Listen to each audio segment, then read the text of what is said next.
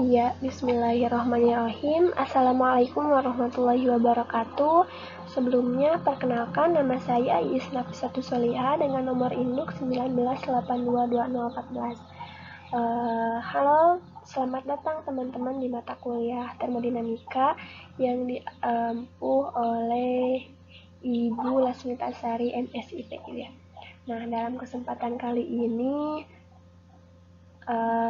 saya akan sedikit menjelaskan, bukan saya ya, tapi kami ya kelompok 7 akan sedikit menjelaskan mengenai suatu konsep yang menurut saya itu gimana ya, abstrak dan sulit untuk dibayangkan gitu. Kenapa? Ya karena jika tidak meninjau keadaan mikroskopis suatu sistemnya, di mana di dalamnya itu ada terdiri dari beberapa atom ya, dari banyak atom, ribuan atom bahkan gitu ya, dan atom itu bergeraknya itu secara acak ya pada fase gas dan cair gitu. Nah, apa sih ini? Ya ini itu dinamakan dengan entropi kalau saya menafsirkannya gitu ya.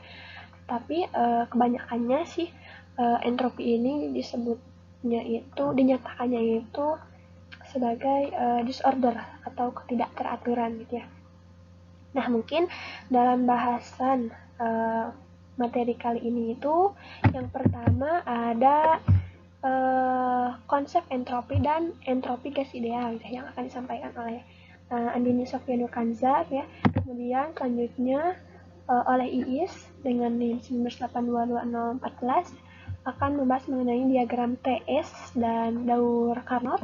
Selanjutnya ada Murni dengan nomor induk 19822006 akan membahas mengenai entropi dan keterbalikan, entropi dan ketakterbalikan, dan entropi dan keadaan tak setimbang.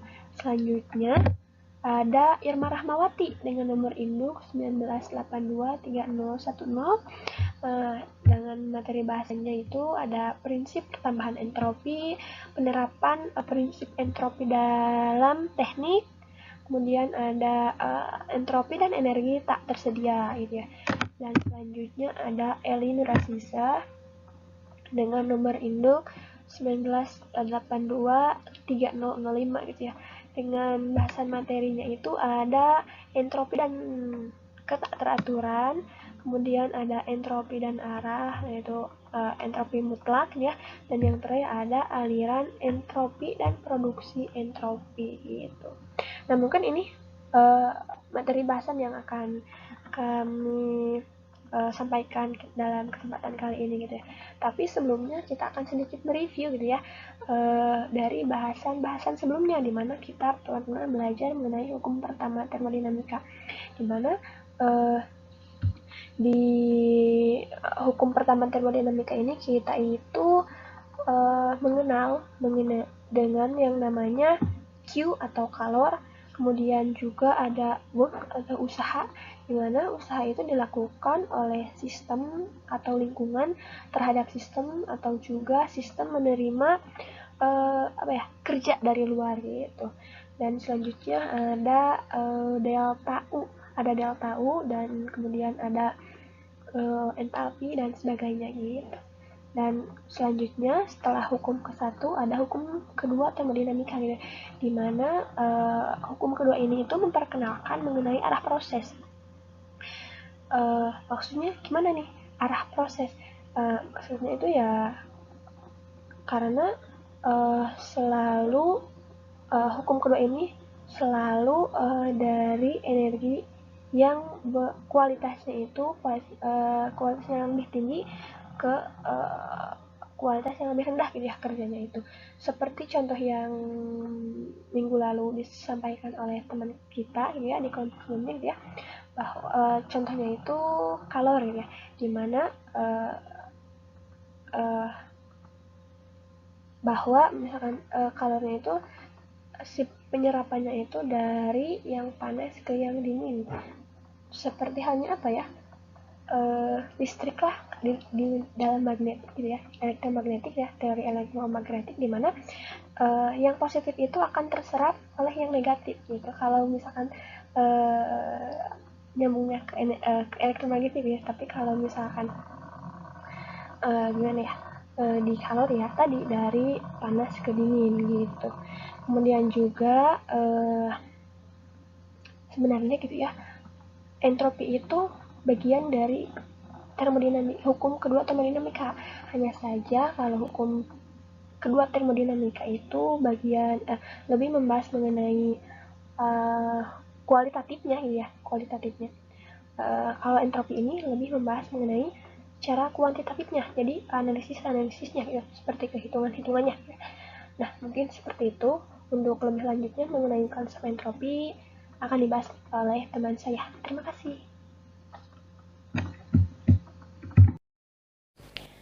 Di sini saya akan menjelaskan tentang konsep entropi. Kata entropi pertama kali dicetuskan oleh Rudolf Cassius pada tahun 1865. Rudolf Cassius membuat teori entropi berdasarkan sifat termodinamika. Jika total energi dihitung tidak dapat digunakan dalam beberapa proses seperti termodinamika, maka konsep entropi dapat dipakai. Entropi adalah ukuran ketidakteraturan suatu sistem. Entropi juga merupakan sifat termodinamika yang penting dari sebuah zat, di mana harganya akan meningkat ketika ada penambahan kalor dan menurun ketika terjadi pengurangan kalor. Jika kita contohkan dalam peristiwa mencairnya es batu, dalam bentuk padat, es cenderung memiliki derajat ketidakteraturan yang rendah, sehingga memiliki nilai entropi yang kecil. Sedangkan ketika es mencair dan berubah wujud menjadi bentuk cair, nilai entropinya akan naik karena fase cair memiliki ketidakteraturan yang lebih tinggi dibandingkan fase padat. Jika air tersebut menguap menjadi bentuk gas, derajat ketidakteraturannya juga akan naik sehingga nilai entropi juga akan naik karena bentuk gas memiliki derajat ketidakteraturan yang paling tinggi. Baik, selanjutnya di sini ada persamaan teorema Clausius, yaitu R integral tertutup dq per T sama dengan 0. Kita perhatikan gambar di samping atau pada grafik di samping, ada titik I ke F, kita sebut sebagai proses reversibel ke-1 atau R1, ada titik F ke I, kita sebut sebagai proses reversibel kedua atau R2. Karena grafik ini merupakan proses reversibel, maka berlaku hukum teorema Clausius yang tadi, yaitu R1 R2 integral tertutup dq per T sama dengan 0. Kita pisahkan jadi R1 integral I menuju F dq per T ditambah R2 integral F menuju I dq per T sama dengan 0. Maka R1 integral I menuju F dq per T dikurang R2 integral I menuju F dq per T sama dengan 0. Kenapa menjadi dikurang? Karena batas awal dan batas akhirnya kita tukar sehingga tandanya menjadi berubah. Maka R1 integral I menuju F dq per T sama dengan R2 integral I menuju F dq per T. Nilai integral I menuju F dq per T tidak bergantung pada lintasan. Terdapat suatu fungsi keadaan disebut entropi. Entropi dilambangkan dengan huruf S, sehingga ketika kita ingin mencari selisih entropi dari I ke F, maka kita gunakan rumus SF dikurang SI sama dengan R integral I menuju F dq per T. Secara infinitesimal, ds sama dengan dqr per T, di mana ds adalah perubahan entropi dan dqr adalah perubahan kalor dan T adalah suhu. Baik, selanjutnya entropi pada gas ideal. Jika dqr dinyatakan sebagai jumlah diferensial yang menyangkut koordinat termodinamika, Maka setelah membaginya dengan T, lalu dapat diintegrasi dan entropi sistem diperoleh. Kita dapat meninjau dQr untuk gas ideal, yaitu dQr sama dengan Cp dt dikurang Pi dP. Selanjutnya kita membagi persamaan tersebut dengan T, maka akan diperoleh dQr per T sama dengan Cp dt per T dikurang Pi per T dP. Atau dQr per T itu kan sama dengan ds, jadi ds sama dengan Cp per dt per T dikurang Nr Pi per T.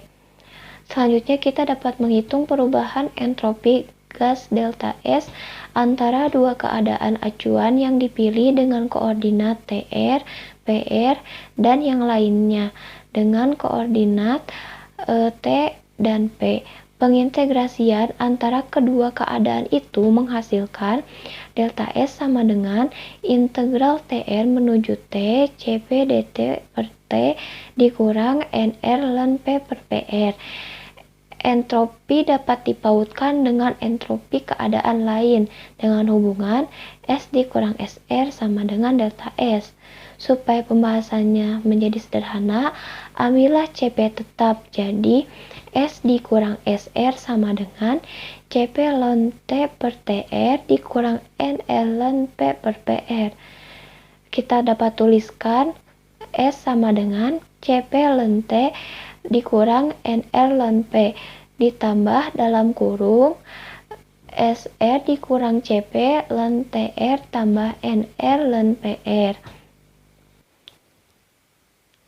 Kuantitas dalam tanda kurung tadi kita beri lambang S0 tetap, sehingga S sama dengan Cp ln T dikurang Nr ln P tambah S0.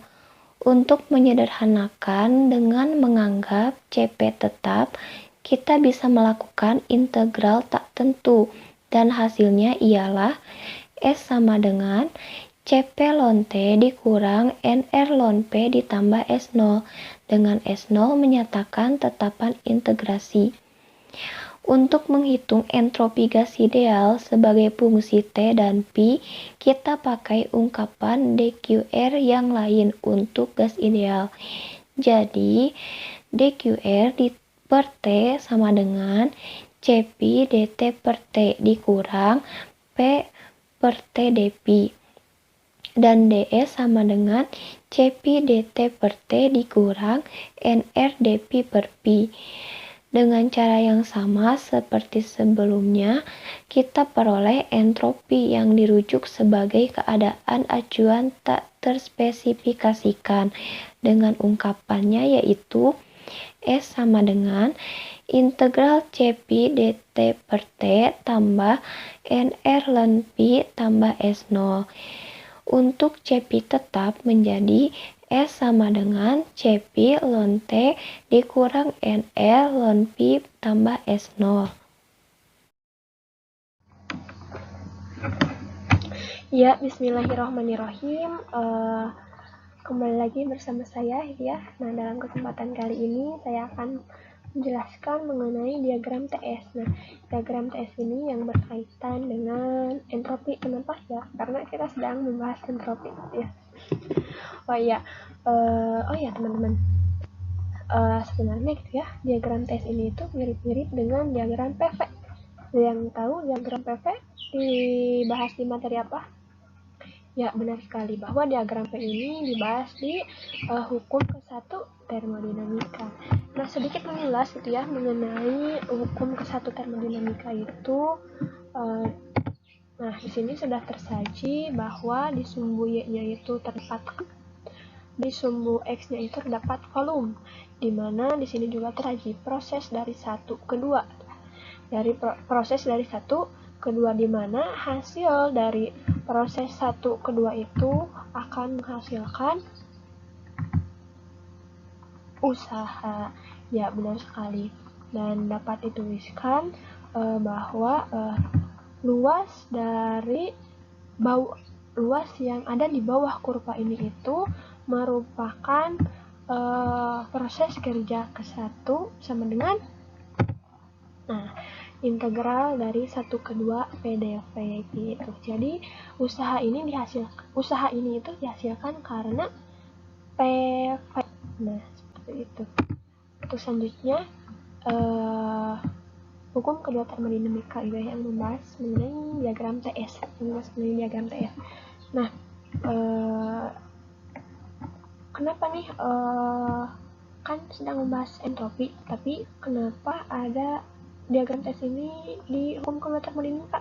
Ya karena kan entropi itu termasuk bagian dari termodinamika gitu. Nah, selanjutnya gitu ya, diketahui gitu ya, terdapat persamaan di mana ada ds itu sama dengan delta Q per T, dan dalam ini itu termasuk dalam proses bukan seperti itu. Jadi delta Q per T itu mengalami proses internal reversible gitu ya. Nah, dapat diturunkan gitu ya, ini dipindahkan ke sebelah sini gitu, jadi Q delta Q. Nah, ini salah nih, sebentar, ada kesalahan ternyata. Delta Q internal reversible, anggap aja ini bagus ya.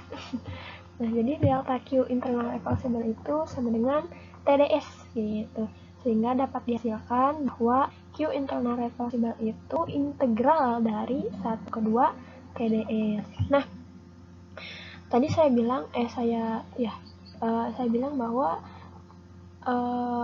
diagram TS ini mirip-mirip sama diagram PV. Nah, kita akan melihat ya, ini diagramnya ya. Ini di sumbunya itu terdapat ada suhu, udah tahu T. Kemudian di sumbu X-nya itu terdapat entropi atau disimbolkan dengan huruf S besar gitu ya. Nah, anggap saja di sini itu ya prosesnya sama gitu ya. Sama sih prosesnya gitu. Dari 1 ke 2 gitu maksudnya. Nah, dari proses 1 ke 2 ini akan menghasilkan kalor gitu. Akan menghasilkan kalor gitu. Nah, dimana luas dari yang ada di bawah kurva ini itu akan menghasilkan luas area dA sama dengan TDS, dimana TDS itu merupakan delta Q ya, delta Q. Iya. Nah, jadi luas area itu sama dengan integral 1 ke 2 TDS, dan dimana integral dari 1 ke 2 TDS itu sama dengan kalor internal reversible gitu. Nah, sedikit catatan gitu ya, bahwa kita itu hanya bisa memperoleh kalor pada proses internal reversible pecah ya, karena ada banyak faktor yang membuat proses itu internal reversible gitu. Kemudian juga gimana ya, jadi sekali lagi sekali lagi dia untuk daerah di bawah kurva pada diagram TS ini mempresentasikan transfer kalor pada suatu proses reversible internal, yang artinya yang sangat ideal menjadi limit teoritis dari suatu sistem engineering gitu. Terima kasih.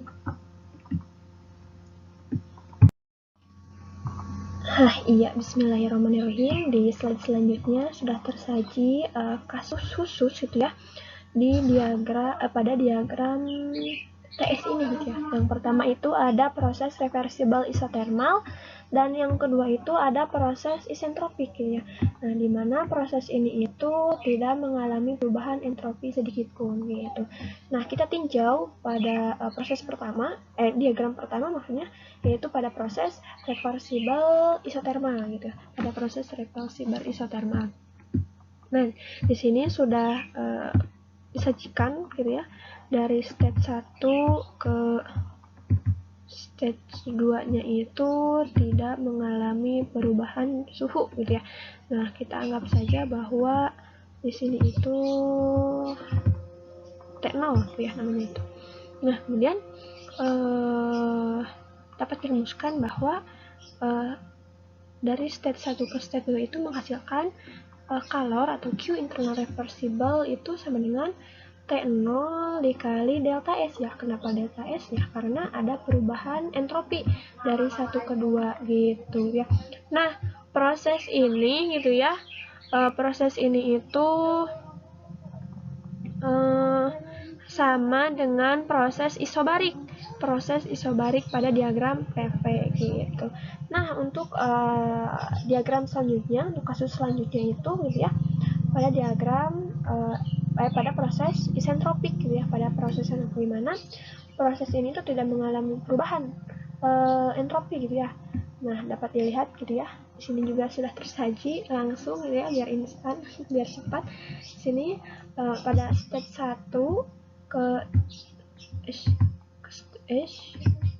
step 2-nya itu ya tidak mengalami perubahan entropi, hanya mengalami perubahan ini saja suhu gitu ya, sehingga menghasilkan kalor internal reversible-nya itu sama dengan 0.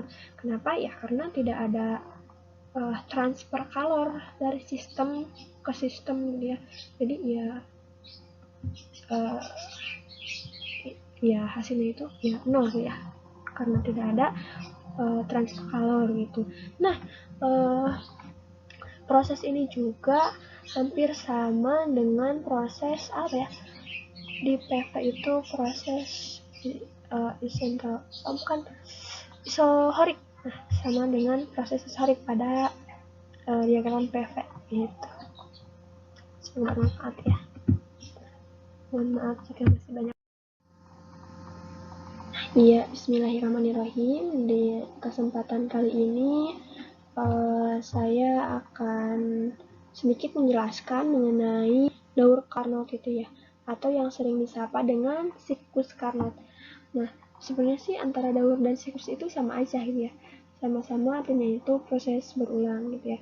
Nah, berbicara mengenai daur Carnot atau siklus Carnot ini gitu ya, ada seorang ilmuwan yang bernama Sandi Carnot.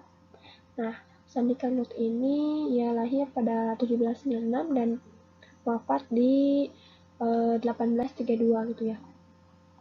Nah, di masa hidupnya yaitu pada tahun 1824 beliau itu menemukan mesin yang kita kenal saat ini itu mesin Carnot ya. Nah, di sisi itu juga beliau memperkenalkan metode baru untuk meningkatkan efisiensi suatu mesin. Nah, berdasarkan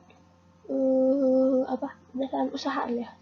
Nah, mungkin untuk metodenya bisa dilihat di gambar di samping, bahwa di sini itu merupakan metode yang dikemukakan oleh Sandi Carnot itu ya. Nah, kemudian juga siklus dasar dari mesin ideal itu ini merupakan mesin yang memiliki efisiensi tinggi, yang disebut dengan mesin Carnot gitu. Jadi si mesin Carnot ini memiliki efisiensi yang tinggi gitu ya. Dan mesin Carnot itu merupakan mesin kalor yang berhipotensinya itu dalam siklus reversible yang disebut dengan siklus Carnot. Nah, berbicara mengenai siklus Carnot gitu ya, sini ada metode yang dikemukakan oleh Sandi Carnot. Sini terdapat siklus Carnot gitu ya. Nah, dimana prosesnya itu ada dari A ke B, dari B ke C, dari C ke D, dan dari D itu kembali lagi ke posisi A gitu ya. Nah, jika digambarkan mungkin si proses itu seperti grafik ini, dan grafik ini itu saya perbesar ya di sini. Nah, dari proses A ke B ini ternyata di sini itu ada proses pemuaian isotermal. Kenapa dikatakan isotermal ya? Karena jika dilihat itu ya, di sini itu adanya pemberian kalor untuk menggerakkan piston gitu ya, dan piston ini nantinya akan menggerakkan mesin gitu ya. Nah kan ini itu si panahnya itu ke atas ya, berarti ini itu memberi kalor gitu ya, memberi kalor untuk menggerakkan mesin. Nah jika dilihat dari sini gitu ya, dapat dikatakan bahwa si nilai kalornya itu akan bernilai positif atau lebih dari 1 ya. Nah dan kemudian jika dilihat dari volumenya dari A ke B itu volumenya itu meningkat dan tekanannya itu menurun. Nah sehingga dapat dihasilkan si nilai usahanya itu positif. Nah kemudian dari B ke C gitu ya, sini terjadi pemuaian yang tetap meningkat ya. Maksudnya kayak gimana ya? Maksudnya di sini itu tidak ada kalori yang masuk ataupun kalori yang keluar gitu ya. Karena kalori di sini itu seperti terisolasi dan si kalori itu ketika diisolasi ya dipaksa untuk kerja sehingga menghasilkan usaha yang bernilai positif. Oh iya, ini salah penulisan.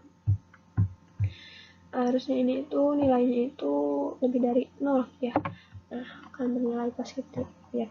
Nah, jika pun dilihat dari volumenya gitu ya, di sini itu volumenya itu semakin besar dan tekanannya itu semakin turun gitu ya, sehingga ya dapat dihasilkan bahwa si volumenya itu si usahanya itu bernilai positif.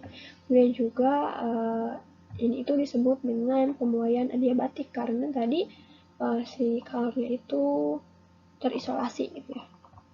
Nah kemudian dari C ke D nih, dari C D ini ada proses pembuangan kalor. Nah, di sini terdapat kalor yang seperti tampak panah keluar gitu ya. Nah, ini itu adanya pembuangan kalor. Nah, sehingga si kalornya itu bernilai negatif atau kurang dari 0. Nah, kemudian juga jika dilihat dari volumenya itu menurun gitu ya. Ya misalnya saja di sini itu 1, 2, 3, 4, 5, 6. Nah, dari 6 ke 3 gitu ya. Nah, dari 6 ke 3 itu kan turun dan si itunya itu tekanannya itu meningkat sehingga dihasilkan bahwa si usahanya itu bernilai negatif gitu ya. Nah, kemudian selanjutnya dari D ke A. Oh ini salah lagi ya tulisannya. Ini itu harusnya dari D ke A. Nah, dari D ke A. Maaf ya, jelek tulisannya.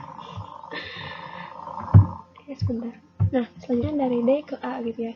Nah, dari D ke A ini jika dilihat dari volumenya gitu ya. Nah, volumenya itu semakin turun ya, dari 3 ke 1. Dan sedangkan si tekanannya itu meningkat ya, sehingga dihasilkan si usahanya itu bernilai negatif dan si kalorinya itu akan bernilai 0 ya, karena tidak ada kalori yang keluar ataupun masuk untuk memberikan kalorinya gitu ya. Nah, dari sini itu akan terus berproses dari A ke B, ke B ke C, ke C ke D, D ke A kembali, dan terus ini berputar gitu ya. Nah, mungkin itu gitu ya, sedikit menjelaskan mengenai Daur Carnot. Nah, dapat disimpulkan bahwa gitu ya, ada kalor masuk. Kesimpulannya itu tadi ada kalor masuk dan si kalor ini digunakan untuk kerja piston dan piston ini akan kerja kembali gitu ya. Dan pada proses ini si kalornya itu diisolasi dan dipaksa untuk kerja gitu ya. Kemudian juga kalau di proses ini tadi bahwa si nilai kalornya itu dikeluarkan dan dikeluarkan gitu ya, dan menghasilkan si usahanya itu bernilai negatif. Dan ini proses di sini itu ya pemanfaatan adiabatik ya, dimana si usahanya itu bernilai negatif ya, karena jika dilihat dari grafik ternyata si volumenya itu menurun dan si tekanannya itu meningkat, sehingga ini yang menyebabkan nilai usahanya itu negatif dan si kalornya itu nol karena tidak ada proses keluar atau masuk gitu ya si kalornya itu. Mungkin ini yang dapat saya sampaikan. Terima kasih. Nah, iya, bismillahirrahmanirrahim. Di slide ini merupakan lanjutan dari Daur Carnot gitu ya. Nah, di mana di sini itu tersaji gambar yang menggambarkan proses dari gambar ini ya, dari siklus ini ya. Nah, di sini itu ada QH atau Q hot, kemudian ada T hot, kemudian ada Q cold atau Q cool, dan juga ada T cool atau T cool atau T cool gitu ya. Nah, di sini itu disimbolkan, hasilnya itu disimbolkan dengan usaha, dimana usaha itu simbolnya itu W sama dengan di sini itu karena Q masuk dan Q keluar, jadi Q masuk dikurangi Q keluar itu ya. Nah, usaha ini ditinjau dari Q masuk dan Q keluar karena kerja mesin ini itu terjadi hanya berdasarkan interaksi kalor saja ya. Nah, interaksi kalor ini saja ya. Dan ketika kalor tidak berinteraksi, ini itu gimana ya? Jadi tidak berinteraksi, jadi sistem ini itu dianggap adiabatik ya. Jadi sistem ini dianggap adiabatik ya. Ya karena tadi kan tidak adanya interaksi antara kalor itu ya. Kemudian juga otomatis gitu ya, dari mesin ini itu hanya ditinjau dari sudut pandang kalor saja. Nah, sehingga apa ya, jika ditanya seberapa efisiensi kah gitu ya mesin ini gitu ya, seberapa efisiensi sini, maka disebutlah istilah ini dengan istilah efisiensi dengan simbol eta. Nah, di mana rumus eta ini diketahui bahwa si usaha itu per kalor yang masuk gitu ya, dimana si usaha tadi gitu ya diketahui QH dikurang QC dan eta sama dengan si usaha ini diganti dengan ini gitu ya, QH dikurang QC per QH. Nah, QH dibagi QH sama dengan 1 dan dikurangi QC per QH ya. Nah, Carnot gitu ya menjabarkan bahwa yang namanya suatu mesin nyata itu beroperasi pada rentang suhu ya, pada rentang suhu gitu ya. Nah, dan mesin ini juga dibuat oleh Carnot itu untuk bekerja, dan diasumsikan bahwa kalori yang terlibat dapat ditinjau seutuhnya. Jadi kalori yang ditinjau itu dapat bekerja seutuhnya melalui temperaturnya gitu. Nah, karena di sini itu diketahui bahwa QH per QC itu sama dengan TH per TC, maka kita mendapatkan batas teoritisnya itu yaitu eta sama dengan 1. Nah, ini dari persamaan ini gitu ya. Eta sama dengan 1 dikurangi QC per QH-nya itu diganti sama TH per TC. Jadi batas teoritisnya itu didapatkan eta sama dengan 1 dikurangi TH per TC gitu. TC per TH maksudnya. Astagfirullah, TC per TH gitu. Nah, ini itu menggambarkan atau seberapa besar efisiensi maksimum yang mungkin dimiliki oleh suatu mesin. Jadi batas teoritis ini menggambarkan besarnya efisiensi maksimum gitu ya yang dimiliki oleh mesin ini, mesin Carnot ini ya. Nah mungkin ini gitu ya yang dapat saya sampaikan tadi dari diagram TE sampai daur Carnot. Terima kasih, semoga bermanfaat ya. Amin.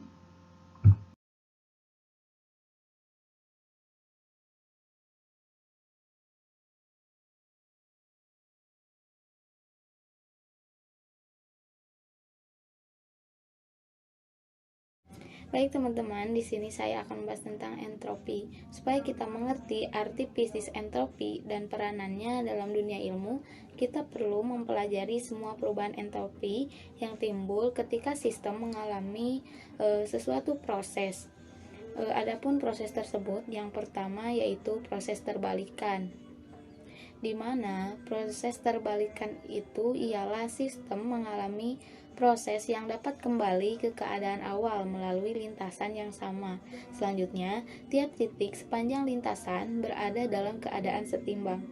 Proses tak terbalikan ialah proses yang tidak memenuhi sifat-sifat proses terbalikan, karena perlu diingat bahwa semua proses alami adalah tak terbalikan.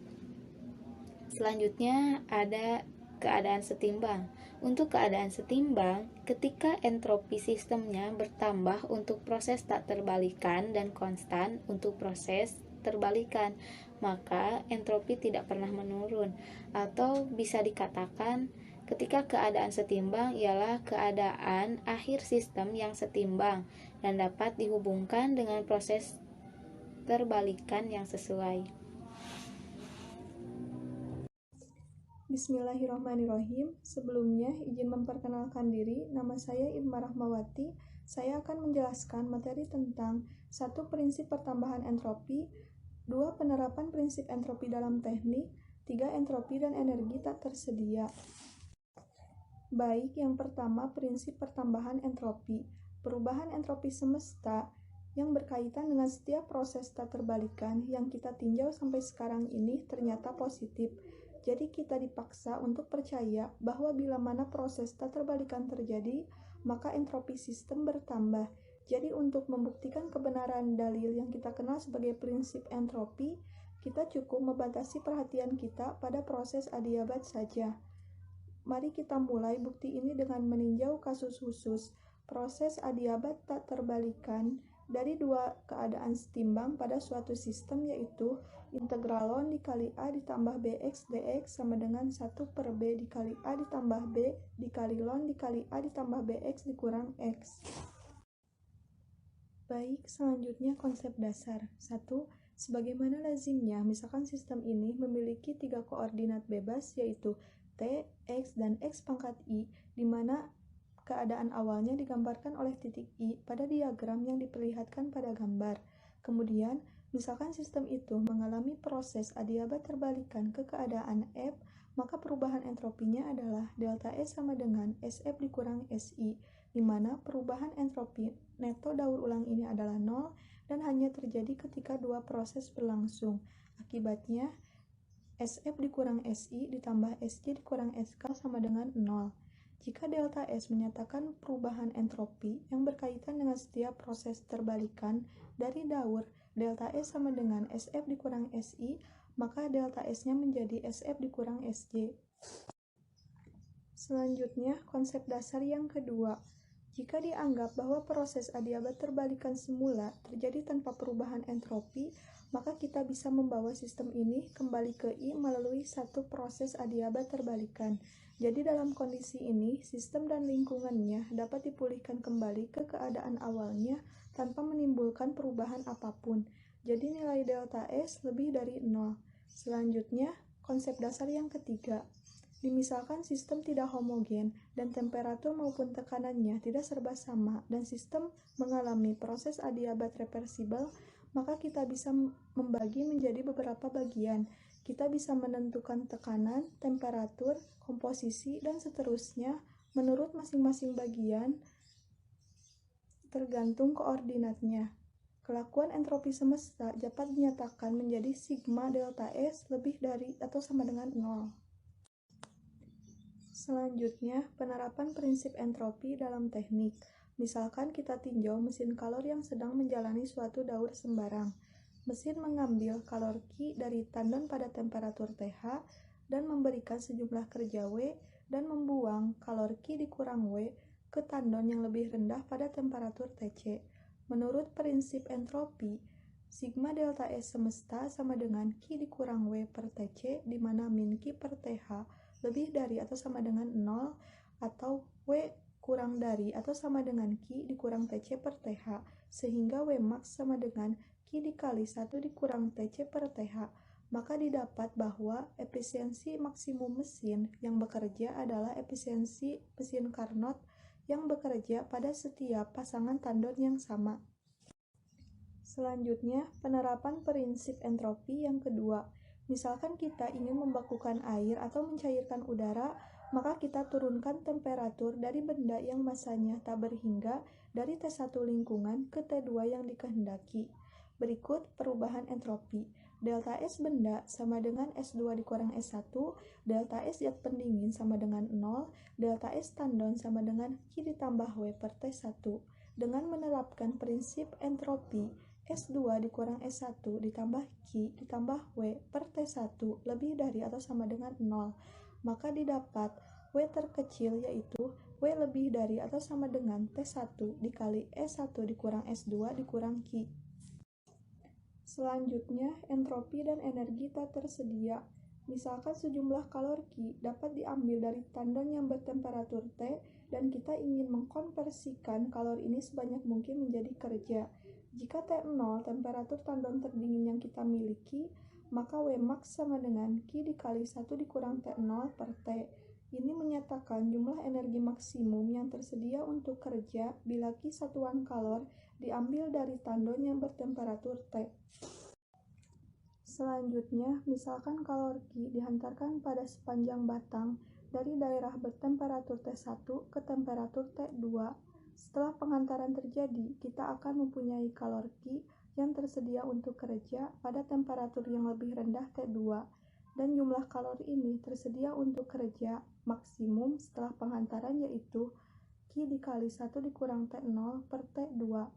Jika penghantaran tidak terjadi, maka kalor Q akan tersedia pada temperatur yang lebih tinggi T1, dan jumlah kerja maksimumnya yaitu Q dikali 1 dikurang T0 per T1. Jumlah energi E yang menjadi tak tersedia untuk kerja selisihnya ialah E sama dengan Q dikali 1 dikurang T0 per T1 dikurang Q dikali 1 dikurang T0 per T2 sama dengan T0 dikali Q per T2 dikurang Q per T1 menjadi T0 dikali delta S. Jadi energi yang tak tersedia untuk kerja pada proses keterbalikan berlangsung adalah T0 kali perubahan entropi sistem yang ditimbulkan oleh proses tak terbalikan itu. Karena proses tak terbalikan terus-menerus berlangsung dalam alam, maka energi pun terus-menerus tersedia untuk kerja. Perlu diketahui bahwa energi yang tak tersedia itu bukanlah energi yang hilang, melainkan energi itu bertransformasi dari satu bentuk ke bentuk lainnya.